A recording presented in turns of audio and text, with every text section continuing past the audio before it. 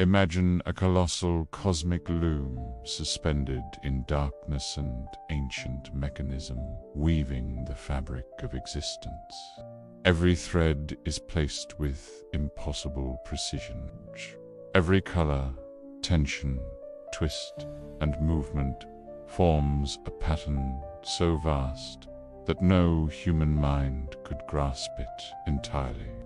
And yet, each of us is part of this tapestry. Every event, every encounter, every breath you have ever taken, none of it is random. None of it is accidental. Everything has a cause, and every cause has an effect. This is the sixth Hermetic principle, the law of cause and effect.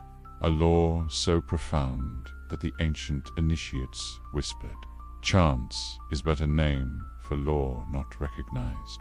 Behind everything we call luck, misfortune, coincidence, or fate stands a chain of causes, some physical, some psychological, some spiritual, and some so ancient they stretch far beyond the boundaries of this life. We walk through life believing we are being acted upon.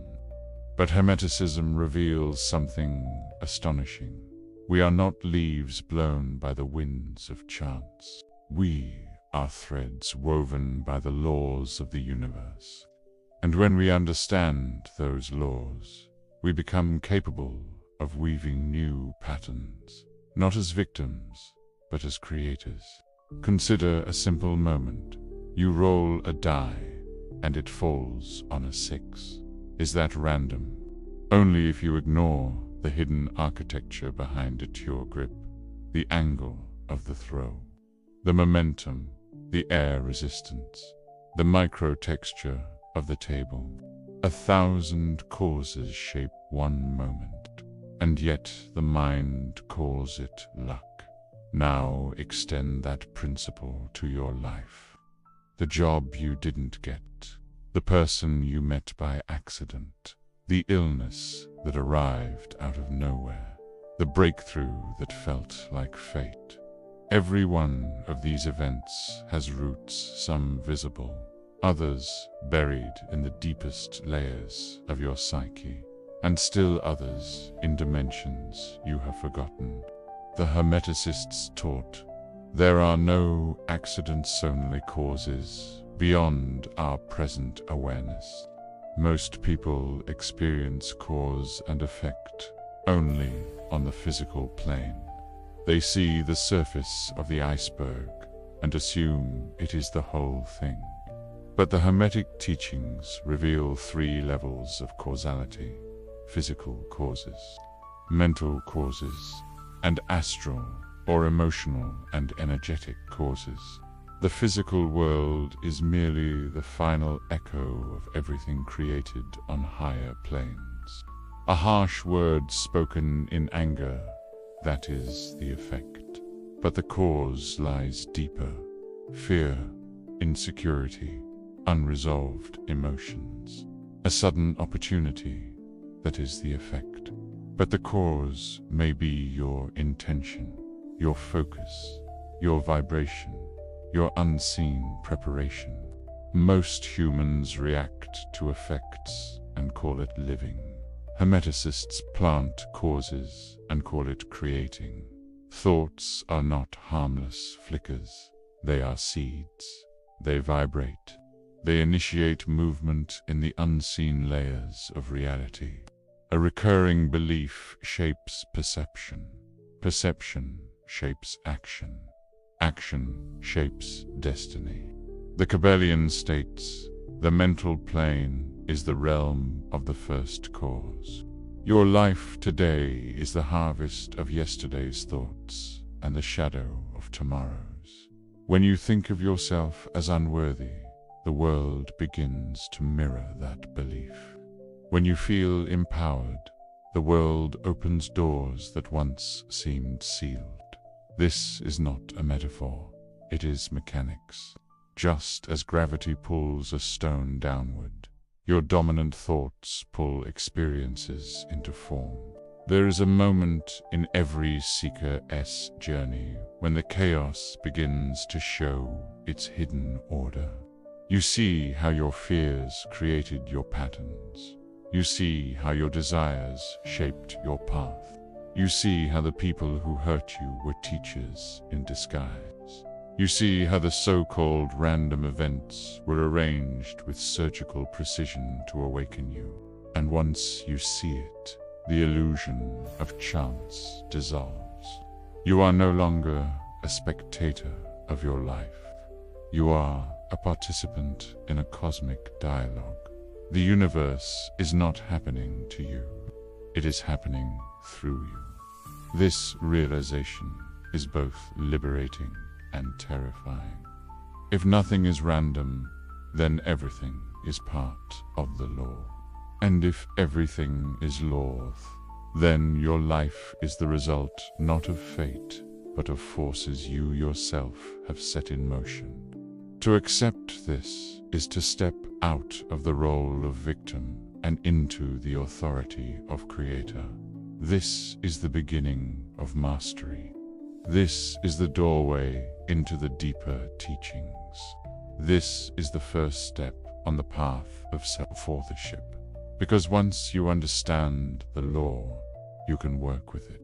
And once you work with it, you can shape destiny itself. Thanks for watching. Beneath the visible surface of life, there exists an engine so subtle, so intricate, that most never glimpse it. It is the hidden machinery behind every event, every emotion, every twist of fate. Hermeticists called it the multidimensional chain of causes, a system that stretches across planes of existence far beyond the reach of physical senses. Most people believe causality is simple. An action produces a reaction. A choice leads to a consequence. But this is only the outer shell of a far deeper truth. The ancient Hermeticists, modern mystics, and even cutting-edge physicists agree on one point. Reality is not linear. It is layered. It is interconnected. It is influenced by forces that operate outside time and space. To understand this is to understand why your life unfolds the way it does. Let us start with the familiar. Newton declared, "For every action, there is an equal and opposite reaction." This principle shaped the entire scientific worldview. It told us that nothing happens without a cause. No motion exists without a force behind it. Push one object, and the world pushes back. Drop a stone into water, and ripples expand outward. Drop a decision into your life, and consequences ripple through your destiny. But Newton's world is only the first floor of the cosmic structure. Then came the quantum fracture. In the 20th century, science discovered something that shattered the simplicity of classical causality. Quantum mechanics. Particles separated by vast distances somehow influence one another instantly.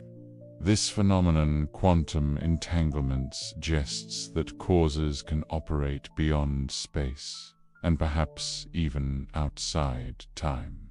A particle here reacts to a particle there, as if they were never truly separated. Physicists struggled. Hermeticists smiled, because the ancients had always taught that the higher planes govern the lower. What is unseen precedes what is seen. Hermeticism divides causality into multidimensional layers. There are physical causes, actions, events, external forces. Then there are astral causes, motions, desires, energetic patterns. And above them all, mental causes, thoughts, beliefs, intentions. Most humans live trapped in the lowest layer. They react to physical events they do not understand, never realizing that the true origin of their experiences lies in the invisible strata of mind and emotion. A thought of fear creates astral tension. Astral tension creates physical vulnerability. Physical vulnerability invites events that mirror the fear. This loop becomes what many call karma. Forget everything you've heard about karma being reward or punishment. In the Hermetic sense, karma is geometry, the echo of your past vibrations returning to their source. Every action, every thought, every intention sends a wave through the cosmic fabric, and every wave eventually returns, not to punish, but to balance, to educate, to evolve the soul. You are not getting what you deserve. You are receiving what you created, consciously or unconsciously, so that you may understand your own power. A lifetime of bitterness may manifest as isolation, not as a cosmic punishment, but as an invitation to rediscover love.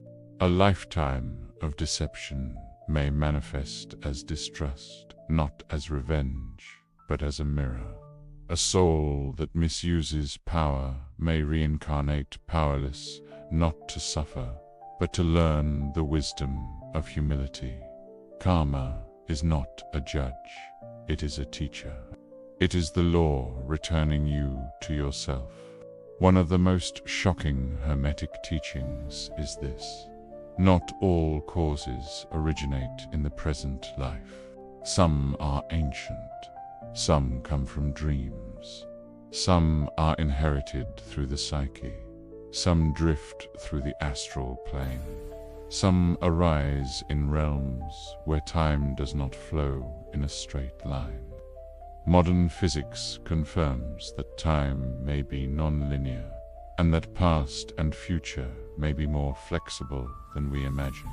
Hermeticists knew the soul carries its own history, and nothing truly disappears. You are shaped by choices you don't remember. Your fears, desires, and patterns may stretch across lifetimes, dimensions, and forgotten chapters of being. Every event in your life is an echo, a reflection of a cause, but rarely the one you think. A heartbreak may be the echo of neglecting your own heart. A betrayal may be the echo of self-betrayal. A success may be the echo of long-forgotten discipline. The moment you understand this, your entire worldview changes. You no longer ask, "Why is this happening to me?" You ask, "What is the cause behind this?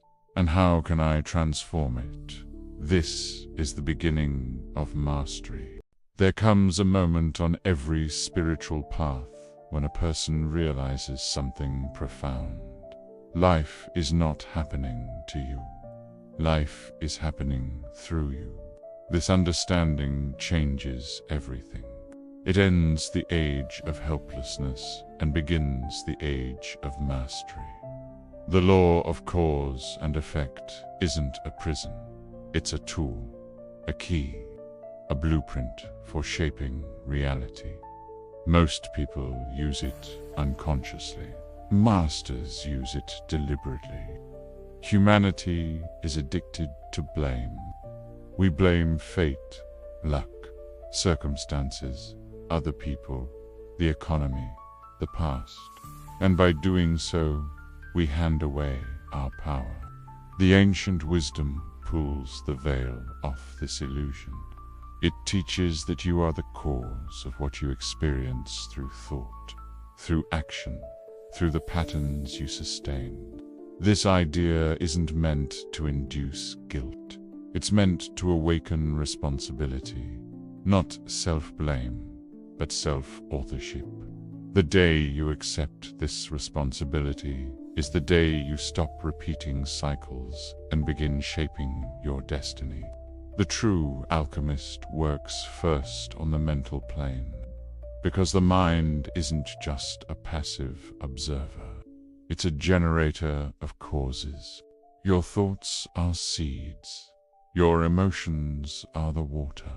Your actions are the sunlight. And the harvest is your reality. Everything begins in the mind, not metaphorically, but literally. Think fear, and your nervous system contracts. Think courage, and your physiology expands. Dwell on abundance, and your perception notices opportunities. Dwell on lack, and your mind filters for scarcity. Your mind sets the frequency, and the universe supplies the matching experience. Once you understand that every thought is a cause, you stop thinking casually. Once you realize that every emotion is a vibration, you stop indulging in emotional chaos. And when you see that every intention becomes a pattern, you begin to choose your intentions consciously. This is the birth of mental alchemy, changing your vibration, your beliefs, your identity, and ultimately changing your life. Now, even masters can't escape the consequences of past causes, but they meet them differently. A victim asks, "Why is this happening to me?" A master asks, "What is this teaching me? What energy is being returned? What must now be integrated?" Life's challenges become instruments of growth. Every pain becomes a revelation. Every setback becomes a recalibration. The master accepts, integrates, and transforms. Nothing is random. Nothing is wasted.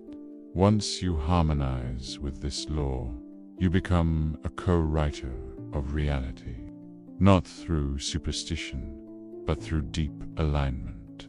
You choose your thoughts intentionally. You align your emotions with clarity. You act from awareness, not from fear. You plant causes that reflect your highest self. Over time, life begins to mirror your inner world. Opportunities appear. Old, tired patterns dissolve. Synchronicities bloom. You finally realize what the ancients meant when they said, "As within, so without."